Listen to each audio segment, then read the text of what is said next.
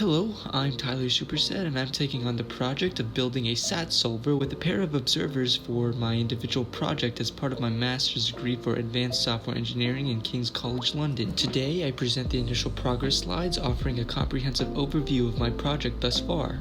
But before we jump into the intricate details of my endeavor as depicted on the left-hand side of this slide, let's address the fundamental question: what is the SAT problem?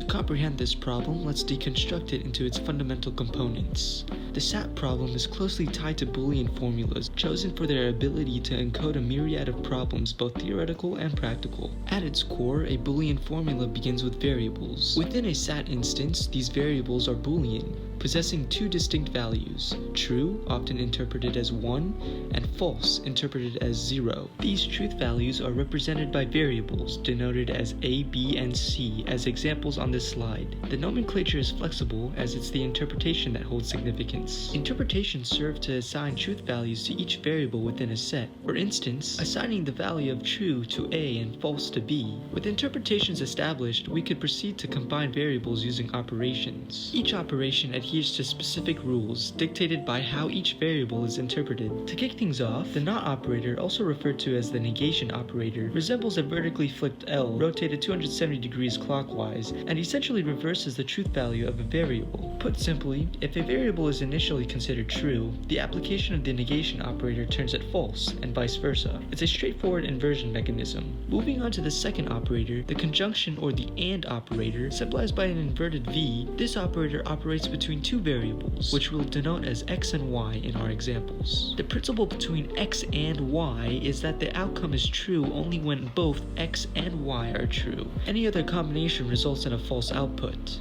The third and final component in a Boolean formula is the disjunction or the OR operator, represented by an actual V. Similar to the AND operator, it works between two variables, but with a key distinction. In the case of the OR operator, the overall result is true if at least one of the variables x or y is true. Therefore, false or false remains false, while false or true, true or false, and true or true all evaluate to true. This difference distinguishes OR from AND by introducing flexibility, accepting truth in any scenario where at least one variable holds a true value. A conjunctive normal form formula, or CNF, consists of variables and operators which make up a conjunction of clauses. It is deemed satisfied by an interpretation that fulfills all of its clauses, and such an interpretation is referred to as a model of the formula. Conversely, any interpretation that falsifies at least one clause is considered to falsify the entire CNF formula. Now let's analyze a given example denoted as omega. Here we have x or y and x or not y and y or z and not x to assess its satisfiability in CNF. For clarity, omega has been partitioned into two segments, and the satisfiability of omega hinges on both halves evaluating to true, adhering to the conjunction rule set, otherwise it is deemed unsatisfiable. Examining the first half, x or y and x or not y, it's evident that both clauses are conjoined, which necessitate variable interpretations that render each clause to be true. The same criterion applies to the second half, y or z and not x. While scrutinizing both halves, a notable unit clause emerges in the form of not x in the second segment of omega. Unit clauses act as interpretive shortcuts, facilitating the satisfaction of specific components of the problem. For instance, the presence of not x succeeding the conjunction implies that x must be false.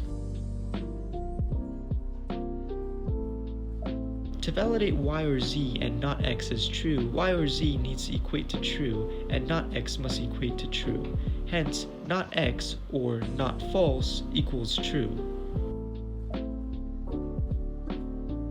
With our updated understanding of x being assigned the value of false, we proceed to apply interpretations to y and subsequently z in an attempt to fulfill all clauses. Revisiting the initial segment of omega, y must now be assigned the value of true to satisfy x or y, with x interpreted as false.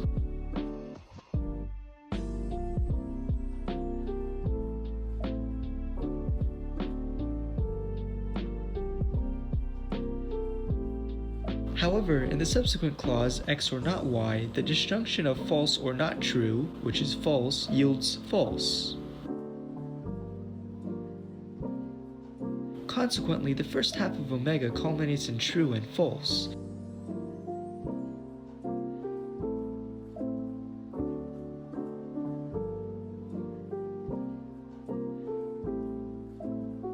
leading to the falsification of the entire formula.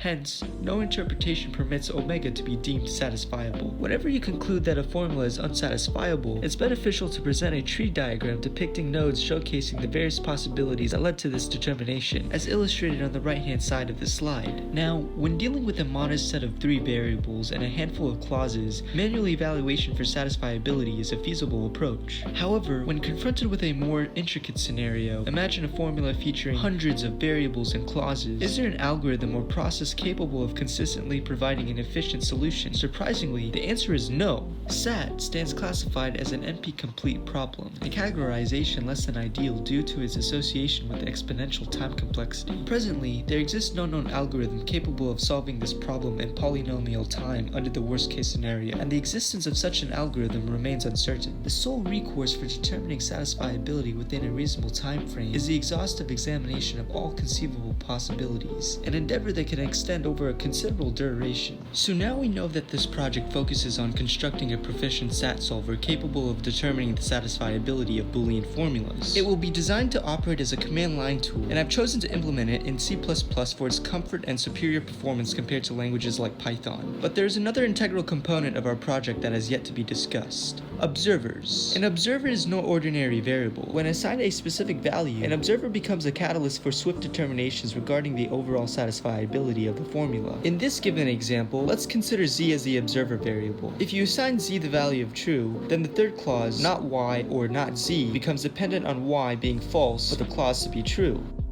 So, by strategically choosing to set z to true, we've essentially set up a situation where the truth value of y becomes crucial, and then we could systematically assign values to the remaining clauses, leading us to the conclusion that the entire formula is satisfiable. Now that we've outlined the components, let's establish a methodology for crafting an efficient SAT solver with traceable progress. I advocate starting with a clean slate, focusing on the fundamental concept that SAT solving involves: constructing a binary decision tree. Initially, envision a depth-first search strategy, traversing nodes until either the formula is satisfied or all possibilities are explored. As we progress, we'll augment this model, applying tweaks and algorithmic enhancements, progressively evolving beyond the confines of traditional depth-first search. And through this method, it'll become apparent that specific branches influenced by other clauses don't demand exhaustive exploration. This realization paves the way for the incorporation of strategic heuristics. Heuristics reduce the search space of the tree, with the goal to significantly reduce the computational load, transforming algorithms from a potential O of 2 to the power of n to a more manageable O of 1.5 to the power of n. It's really all about crafting intelligent paths through the decision tree, avoiding unnecessary exploration that will produce an effective SAT solver. To overview, I have strategically divided this project into 3 distinct aims. The first segment revolves around the integration of the SAT solver with a pair of observers. This part entails crafting a sophisticated algorithm to manage the Boolean formulas, and subsequently embedding observer behavior within the solver. The entire implementation will be engineered in C++ to ensure robust performance as previously mentioned. The second part involves a thorough examination of heuristic performance. This entails a generation of diverse SAT instances to assess the effectiveness of my SAT solver and refine it by incorporating introduced heuristics. The third part centers on documentation and insights. This entails meticulous documentation of the SAT solver and the observer's implementation, employing computational performance metrics to gauge efficiency, and summarizing insights, strengths, and limitations of the heuristic in specific scenarios for the individual report. These 3 aims will unfold across 6 phases, spanning now until the submission deadline on August 6th. Presently, I'm immersed in phases 1 and 2, with phase 2 concluding on February 27th. As we approach and surpass these milestones, I'll provide detailed updates on my progress during subsequent presentations. While I aim to adhere to the established timeline, any encountered challenges or learning curves may prompt necessary adjustments. And with that, I conclude my first project presentation. Thank you for your attention, and I look forward to updating you in my next presentation.